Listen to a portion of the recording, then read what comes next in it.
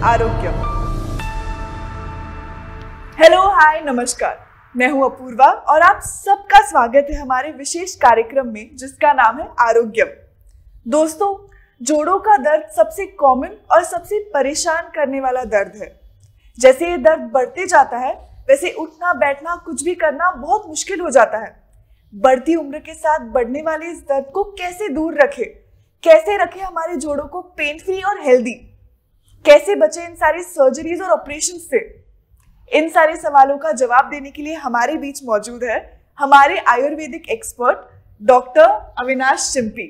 इनके पास आयुर्वेद में एमडी है और ये कई सालों से आयुर्वेद की प्रैक्टिस भी कर रहे हैं। डॉक्टर जी, जैसे मैंने अभी कहा, बढ़ती उम्र के साथ ये दर्द बढ़ते जाता है, तो ऐसा क्यों होता है, इसका कारण क्या है? जी, आपने बहुत बढ़िया सवाल पूछा है। आयुर्वेद में जो व्याधियां हैं या फिर आयु काल के अनुसार दोष बढ़ने की जो उम्र है, कौन से उम्र में कौन से दोष ज़्यादा दिखते हैं वह बताया गया है। जैसे कि 0 से 16 साल की उम्र तक कफ, ये जो दोष है ये प्रबल रहता है शरीर में, तो इस वजह से कफ की बीमारियां दिखती है। वैसे ही 16 से लेकर 40 या 50 तक पित्त की प्राबल्यता शरीर में दिखाई देती है। और उसी प्रकार 40 और 50 के बाद में बूढ़े तक, मतलब 70-80 साल की उम्र तक आपको वात की प्रबलता दिखाई देती है। तो ऐसे समय में वात दोष ज्यादा होने के कारण बूढ़े लोगों में आपको ये वात की बीमारियां ज्यादा दिखती है, यानी कि जोड़ों का दर्द ज्यादा दिखता है। ये जो जोड़ों का दर्द है, कमर का दर्द, गर्दन का दर्द, या फिर संधियों से लेकर कोई भी बीमारी हो, या फिर हड्डियों की दर्द हो, ये सब वात की ही बीमारियां है। इसीलिए बूढ़े लोगों में आपको ये जो जोड़ों का दर्द, हड्डियों का दर्द, ये सब ज्यादा दिखता है। जी, तो इस दर्द से कैसे बचे? बुढ़ापे में ये दर्द ज्यादा ना हो इसलिए हम क्या कर सकते हैं?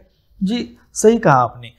वैसे तो आयुर्वेद में दिनचर्या, ऋतुचर्या, यह सब स्वस्थ ऋतु की, मतलब स्वस्थ आदमी को स्वस्थ रखने के लिए पहले से ही बताया गया है। इसलिए आयुर्वेद में चरक संहिता, सुश्रुत संहिता में पहले आपको यह बताया जाता है, स्वस्थ ऋतु बताया जाता है कि आपको दिन में क्या क्या करना चाहिए, आपको कौन से कर्म प्रधानता करने चाहिए। जैसे कि सिर में तेल लगाना, उठने के बाद आपको दंत धावन यानी कि ब्रश करना, उसके बाद में आंखों में आपको अंजन करना, उसके बाद में आपने कानों में तेल डालना चाहिए, नाक में दवाई डालनी चाहिए या फिर दवाई युक्त तेल डालना चाहिए। इस तरीके की बहुत सारी विधियां आपको दिनचर्या में, मतलब कि दिन भर में क्या क्या करना चाहिए वो बताया गया है। तो ऐसी सारी। डॉक्टर सर, मुझे एक डाउट था जी, नाक या कान में तेल डालने से जोड़ों के दर्द से कैसे बचते हैं हम?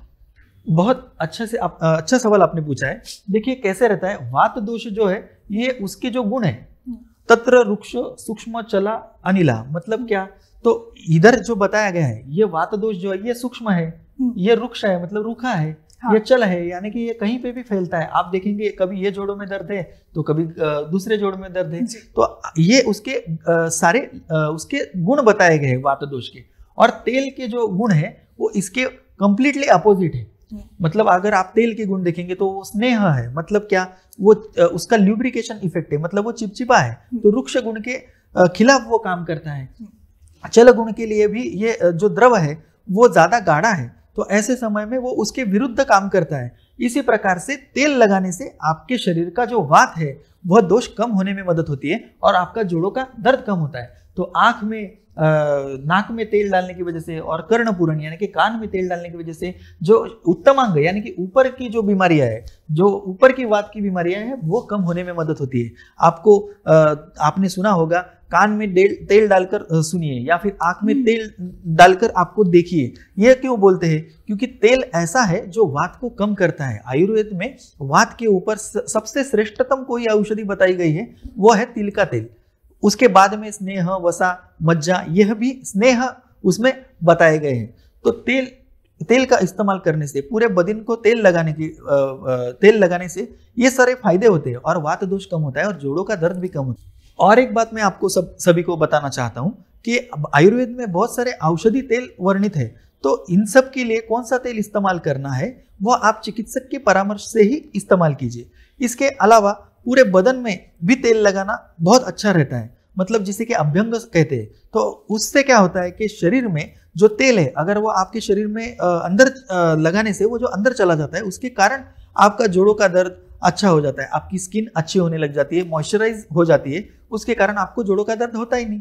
तो अगर आप बचपन से लेके जवानी तक अगर आप रोज और यहाँ तक कि बुढ़ापे में भी अगर आप तेल रोज लगाते रहेंगे शरीर को, तो आपको संधियों की बीमारी, जोड़ों का दर्द होगा ही नहीं, यहाँ तक कि वो बहुत कम हो जाएगा। और इस प्रकार से पूरे बदन को तेल की मालिश करने से आपको जोड़ों का दर्द जो है वो अगर है भी तो वो कम हो जाएगा। जी, काफी बार सबको लगता है सिर्फ बढ़ती उम्र के साथ ही जोड़ों का दर्द बढ़ सकता है या बूढ़ों में ही जोड़ों का दर्द मौजूद होता है, पर आजकल बहुत सारे युवकों को भी जोड़ों का दर्द होने लगा है, फोन की वजह से, नीचे देख देख के, या पोस्चर खराब होने की वजह से, या बहुत सारे अलग अलग कारणों की वजह से। तो उसके लिए क्या किया जाए, उससे कैसे बचा जाए? जी बिल्कुल सही कहा अपूर्वा जी। आजकल क्या हो गया है, आईटी इंडस्ट्रीज वगैरह, सिटिंग जॉब है, कंप्यूटर पे वर्क है, इसके कारण क्या होता है कि गर्दन का जो है एक ही मूवमेंट, गर्दन की मूवमेंट नहीं हो पाती है, वो यहाँ पे स्टकअप होके काम करते हैं। तो ऐसे नव युवकों में भी आपको गर्दन का दर्द देखने को मिलता है, तो उनके इसमें आपको यह वात की बीमारी बढ़ती हुई नजर आती है। तो ये एक ऑक्यूपेशनल हजार्ड है, यानी कि आपकी जो काम करने के तरीके हैं उसके कारण होते हैं। इसके अलावा क्या है, तो आजकल के नौजवानों का खाना पीना वही सब बहुत खराब हो चुका है। वो फास्ट फूड खाते हैं, दिन में कम से कम एक बार वो बाहर का कुछ खाते हैं, उसके अलावा तेल में तली हुई डीप फ्राइड चीज़ें खाते हैं, या तो फिर बहुत रूखा खाना खाते हैं। उन लोगों में चीज़, बटर वगैरह ऐसी चीज़ों का भी बहुत ज़्यादा इस्तेमाल हो रहा है कि जो कि हर एक प्रादेशिक जगह पे इस्तेमाल नहीं कर सकते, क्योंकि महाराष्ट्र वगैरह या फिर जो कोस्टल रीजन्स है वहाँ पे बहुत हॉट एंड ह्यूमिड कंडीशंस रहती है। ऐसी जगह पे पाचन तंत्र जो है वो जरा कमजोर रहता है, तो वहाँ पे हार्ड टू डाइजेस्ट चीज़ें नहीं खानी चाहिए। ऐसी चीज़ें खाने की वजह से क्या होगा, तो उनके अंदर शरीर में वात पित्त कफ बिगड़ने लग जाएंगे। रूखी चीज़ें खाएंगे तो क्या होगा, तो वात दोष बढ़ जाएगा। तो उसके कारण ऐसे नौजवानों में भी आपको जोड़ों का दर्द या फिर कमर का दर्द या फिर पीठ का दर्द ये सब दिखने लग गया है। उसके अलावा काम पे जाने के लिए लोग वाहन का इस्तेमाल करते हैं, जो टू व्हीलर वगैरह रहती है, और आजकल के रास्ते जैसे आपने देखे गड्ढे वगैरह रहते हैं, तो उनको जो उसकी वजह से जो धक्के बैठते हैं पूरे बदन में, तो उसके कारण कमर का दर्द, रीढ़ की हड्डी का दर्द, ये सब बहुत ज्यादा देखने को मिल रहा है। इसके बहुत सारे पेशेंट्स आते हैं जिसका कारण उनका ये व्हीकल, टू व्हीलर वगैरह ये भी है। इसके अलावा अगर आप देखेंगे तो नौजवानों में मोबाइल के इस्तेमाल का भी बहुत ज़्यादा उपयोग बहुत ज़्यादा है। तो रात में देर तक नहीं सोना, उसके कारण वात दोष बढ़ जाता है। नींद ठीक से ना आना, यह एक वात दोष बढ़ाने का कारण है। तो ये वात दोष जब भी बढ़ता है, मतलब शरीर में जब वात बढ़ेगा, तो आपको हड्डियों में दर्द, घुटनों में दर्द, कमर में दर्द, सुई चुभोने जैसी पीड़ाएं, ये सब आपको देखने को मिलती है। तो ये जो घुटने का दर्द है, कमर का दर्द है, अगर ये सब चीजें वो अवॉइड करेंगे नौजवान, तो उनमें ये सारे दर्द होंगे ही नहीं। कई बार प्रोफेशन की वजह से कुछ चीजें अवॉइड नहीं कर सकते, जैसे डेंटिस्ट है, उनको झुक के ही काम करना पड़ता है। जो प्रोफेसर है, उनको झुक के ही पेपर चेक करना पड़ता है। तो वो इन दर्दों से, स्पॉन्डिलाइटिस जैसी बीमारियों से कैसे बच सकते हैं? जी बहुत अच्छा सवाल पूछा है आपने। इन सब में पोस्चरल करेक्शन, यानी कि उनके बैठने उठने की तकनीक में चेंज करने की बहुत जरूरत है। जैसे कि सीधा बैठना चाहिए, रीढ़ की हड्डी को हमेशा सीधा रखना चाहिए। आप अगर फिर भी प्रोफेसर है या फिर आप अगर मतलब ऑफिस वर्क काम करते हैं, तो आपको बैठते वक्त आपकी कुर्सी की तरफ ध्यान देना जरूरी है। आपके कमर के पीछे एक आपका सिराना या फिर ऐसा उसको रेस्टिंग बोलते हैं, वैसा आजकल मिलता है आपको, तो वो रखना चाहिए, जिसके कारण आपके कमर के पीछे एक सपोर्ट आ जाता है। तो उसके कारण क्या होता है, आपका पोस्चरल करेक्शन ठीक से हो जाता है, तो फिर आपको ये सारी दिक्कतें आएंगी नहीं। और ये लोगों ने, मतलब जिनको अभी ये प्रोफेशन है, डेंटिस्ट है या फिर प्रोफेसर है या फिर कुछ अलग और प्रोफेशन रहेगा, आईटी वाले हैं, तो उन लोगों ने क्या करना चाहिए, आयुर्वेद में इसके ऊपर बहुत अच्छी से चिकित्सा बताई गई है। तो ऐसे लोगों ने नज़दीकी आयुर्वेद और पंचकर्म के सेंटर में जाकर हफ्ते में या महीने में 1 या 2 बारी बस्ती चिकित्सा लेनी चाहिए। पूरे शरीर को तेल लगाकर मालिश करनी चाहिए घर पे। वहाँ पे पंचकर्म में बस्ती के अंतर्भूत पूरे बदन को तेल लगाकर मालिश करना, फिर उसके बाद में औषधि काढ़े की स्टीम उसके शरीर को, मतलब रुग्ण के शरीर को दी जाती है, और उसके बाद में बस्ती दी जाती है, यानी कि एनिमा दिया जाता है। एनिमा ये जो है पद्धति, ये समझाने के लिए है, ये समझने में बस्ती जैसे ही है, लेकिन एनिमा सिर्फ पेट साफ करने के लिए होता है, ना कि बस्ती जो है वो वात की बीमारियों के लिए 50% ठीक करने के लिए आयुर्वेद में बताया गया है। तो आप ये ध्यान में रखिए, आपका अगर काम ऐसा है जो कि आपको आगे जाके जोड़ों का दर्द हो सकता है, या फिर गर्दन का दर्द, कमर का दर्द, पीठ का दर्द, जो भी हो, आपका काम अगर वैसा है तो आप पहले उसे समझ जाइए, ना कि उसका इंतजार कीजिए कि भाई मैं जब भी दर्द होगा तभी आप आयुर्वेद चिकित्सक के पास जाएंगे। आप पहले से ही उसको पूरे बदन को तेल लगाना, गर्दन में तेल लगाना रोज, और 45 मिनट से ज्यादा एक ही पोस्चर में ना बैठना। कोई आईटी वाले प्रोफेशन वाले एक बार बैठ गए तो वो लोग 6-8 घंटे तक उठते नहीं है, तो ये बहुत गलत है। उन्होंने क्या करना चाहिए, हर 45 मिनट के बाद, हर 30 मिनट के बाद उठकर थोड़ा सा हाथ पैर घुमाना, थोड़ी गर्दन इधर उधर करना, ये सब करना चाहिए। और ये आपके लिए ही फायदेमंद है, इससे आपका ही फायदा होने वाला है। तो ये बातें याद रखना, और एक आयुर्वेदिक चिकित्सक की परामर्श से बस्ती, अभ्यंग, स्नेहन, स्वेदन ये सब करना चाहिए। तो आप भी याद रखिएगा, 30 से 45 मिनट बाद आपके बैठने की पोजीशन जरूर चेंज कीजिएगा। डॉक्टर साहब, कई बार 40 की उम्र के बाद या प्रेगनेंसी के बाद औरतों में जोड़ों का दर्द बढ़ने लगता है, calcium deficiency, vitamin D deficiency बढ़ने लगती है, ऐसा क्यों होता है और इसका क्या उपाय है? जी, बहुत अच्छा सवाल आपने पूछा। महिलाओं में कैल्शियम की कमतरता के कारण उनमें वात की विकार ये दिखते हैं, हमेशा से दिखते हैं, और प्रेगनेंसी के बाद तो ये हमेशा आपको देखा जाता है कि उनमें कैल्शियम की कमी होती है। उसी प्रकार उनके जो महीना आता है, मासिक होने के बाद उनमें बहुत खून निकल जाता है, तो उसके कारण भी उनके शरीर में कैल्शियम की कमतरताएं आती है। तो इस वजह से उनको कमर दर्द, पीठ दर्द, जोड़ों में दर्द, ये सारी बीमारियां दिखती है। और भी एक है, प्रेगनेंसी के बाद अगर उनका सिजेरियन डिलीवरी हुआ रहेगा तो उनको कमर का दर्द जनरली देखा जाता है। तो ऐसे महिलाओं ने क्या करना चाहिए, प्रेगनेंसी के बाद, मतलब यानी कि प्रसूति होने के बाद उन्होंने शेकड़ी यानी कि गर्म शेक लेना चाहिए, पीठ को, कमर को और पूरे बदन को लेना चाहिए। आयुर्वेद में ऐसे बहुत से धूपन वर्णन है, यानी कि बहुत सी औषधि दवाइयों का चूर्ण धूपन के लिए इस्तेमाल करके उस धूपन से आपके पूरे बदन में जो वात बढ़ा है उसको कम किया जाता है। तो ऐसा बहुत सारा आयुर्वेदिक औषधियों का और चिकित्सा का इस्तेमाल करके महिलाओं ने और महिला वर्ग ने वात की बीमारियों का सामना करना चाहिए। इसी प्रकार महिलाओं को जो कैल्शियम की कमी होती है तो उसके लिए आयुर्वेद में प्रवाल है, शंख है, शुक्ति है, ये इस प्रकार के जो भस्म है वो भी जो भस्म है ये सुधा वर्ग के भस्म है। इनमें कैल्शियम बहुत प्रचुर मात्रा में रहता है। आजकल आधुनिक दवाइयों में भी प्रवाल यानी कि कोरल और शंख शुक्ति कपर्दिक इसका इस्तेमाल किया जा रहा है। तो ये बहुत कैल्शियम से भरपूर ऐसी दवाइयां हैं जो कि कैल्शियम की कमी होने के लिए आपने इस्तेमाल करनी चाहिए। महिलाएं ही नहीं तो बड़े बूढ़ों सबने ये इस्तेमाल करनी चाहिए। तो ऐसा आयुर्वेद में दी गई ये जो दवाइयां है उसका इस्तेमाल करके महिला वर्ग और बूढ़े लोग भी जोड़ों के दर्द से छुटकारा पा सकते हैं। जी, एक्सीडेंट हो जाए या कोई ऑपरेशन हो जाए, अभी बच्चे भी खेलते खेलते शोल्डर डिसलोकेट हो जाता है, कहीं पे फ्रैक्चर हो जाता है, उसके बाद रिकवर करने के लिए आयुर्वेद कैसे मदद कर सकता है? बहुत से लोगों को यह जानकारी ही नहीं है कि इनमें भी आयुर्वेद में इलाज है। हड्डी टूट जाना, हड्डी का सांधे से वो मतलब शोल्डर डिसलोकेशन या फिर कोई अलग संधियों का डिसलोकेशन, उसके लिए भी आयुर्वेद में इलाज है। इसके लिए लेपन चिकित्सा या फिर तेल की पट्टी करना, ऐसी सारी चीजें आयुर्वेद में वर्णित है और जिसके कारण हड्डियों का जल्दी से जल्दी जुड़ना संभव है। आप देखेंगे अगर उम्र के हिसाब से हड्डियां जल्दी जुड़ के नहीं आती है।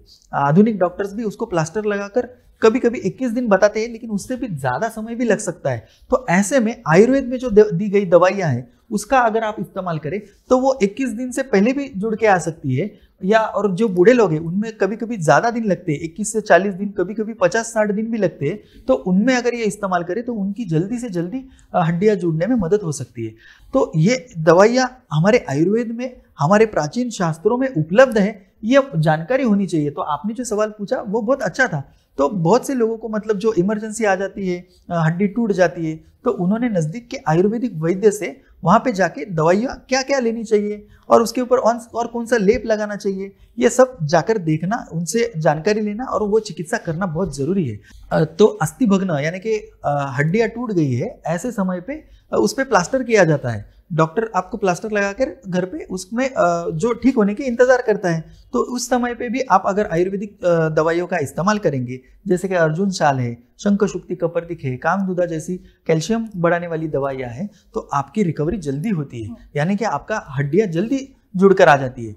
अगर आपका डिसलोकेशन हो गया है, कोई भी शोल्डर डिसलोकेशन है या फिर अलग कोई जॉइंट का डिसलोकेशन है, तो उस समय में आप लेपन चिकित्सा कर सकते हैं। एक बार जब भी वो हड्डी उसको मतलब जो सांधी है उसको बिठा दिया, वो डिसलोकेशन एक बार करेक्शन कर दिया, तो उसके बाद में आप लेपन कीजिएगा। उसकी वजह से क्या होगा, वहाँ के मसल्स, टेंडॉन्स, बर्सा, ये सब की जो रिकवरी है वो फास्ट होने में मदद होती है। जिसको आपको 40-50 दिन लगेंगे वो आपके कम से कम समय में 20 दिन में हो जाएगा। ये आयुर्वेद की विशेषता है। इसके अलावा जो अभी आपने सवाल पूछा था रिकवरी, यानी कि प्लास्टर वगैरह निकलने के बाद हम क्या कर सकते हैं, तो ये बहुत अच्छा सवाल है।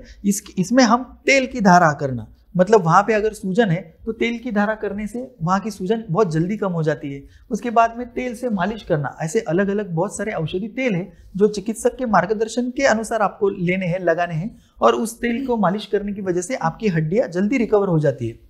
उसके अलावा भी बहुत सारी आयुर्वेद में चिकित्साएं उपलब्ध है, यह आप चिकित्सक के मार्गदर्शन के अनुसार कीजिए। आपने बहुत अच्छे से जानकारी दी, बहुत सारी जानकारी दी। एक प्रश्न मुझे आया है, बुजुर्गों में घुटनों का दर्द काफी कॉमन है और काफी बार बात नी रिप्लेसमेंट तक पहुंच जाती है और वो बहुत डरावना समय रहता है नी रिप्लेसमेंट करना। क्या आयुर्वेद हमें नी रिप्लेसमेंट से बचा सकता है? जी जी बिल्कुल। आयुर्वेद में नी रिप्लेसमेंट को बचाने के लिए भी बहुत सारी चिकित्साएं उपलब्ध है, जैसे कि जानू बस्ती, यानी कि घुटनों पे ऐसा कवर करके उसमें गुनगुना तेल अंदर रखते हैं। उसके कारण क्या होता है, वो जो गर्म तेल है, जो गुनगुना तेल है, वो जोड़ों के अंदर जाकर वहां पे वो जोड़ों को रिपेयर करने का काम करता है। नी के ऊपर, मतलब कि जो हमारा जानू संधि है उसके ऊपर जो बस्ती की जाती है उसे जानू बस्ती कहते हैं। यह चिकित्सा आयुर्वेद चिकित्सालयों में, मतलब पंचकर्म चिकित्सालयों में उपलब्ध है। इसके अलावा जो बस्ती हम कहते हैं हमेशा, वो बस्ती करनी चाहिए, यानी कि पहले पूरे बदन को तेल लगाकर मालिश करना, फिर उसके बाद में औषधि काढ़ों से उसकी भाप लेना पूरे बदन को, और फिर उसके बाद में बस्ती लेना। यह अगर चिकित्सा दोनों एक साथ की जाए तो नी रिप्लेसमेंट टालना बहुत ही संभव है। तो आपको और दर्शकों को भी बता दूं, आप अपने नजदीकी आयुर्वेदिक चिकित्सक से परामर्श करके ही इन सब चीजों के बारे में आगे विचार कीजिए। लेकिन आप एक चीज याद रखना बहुत जरूरी है कि जोड़ों का दर्द शुरू होने के तुरंत बाद ही आपको ये सब करना जरूरी है। एक बार नी रिप्लेसमेंट सर्जरी अगर हो गई तो आयुर्वेद चिकित्सक उसके बाद में आपको ये सब चिकित्सा देके आपकी कोई मदद नहीं कर सकता। तो एक बार जोड़ों का दर्द अगर शुरू हो गया है तो आप जरूर नजदीकी आयुर्वेदिक चिकित्सक के पास जाकर सलाह और उसका परामर्श कीजिए। दोस्तों, जैसे अभी डॉक्टर साहब ने बोला कि अपने नजदीकी आयुर्वेदिक डॉक्टर से कंसल्ट करें। अगर आपको फिर भी कोई डाउट है तो हम हैं, हमारे डॉक्टर्स और हमारे एक्सपर्ट्स हैं, हमें जरूर कांटेक्ट करें। Thank you doctor. अब आपके दोस्त और होस्ट को इजाजत दीजिए। आरोग्यम के अगले एपिसोड में जरूर मुलाकात होगी। अपना ख्याल रखिएगा। Take care. नमस्ते।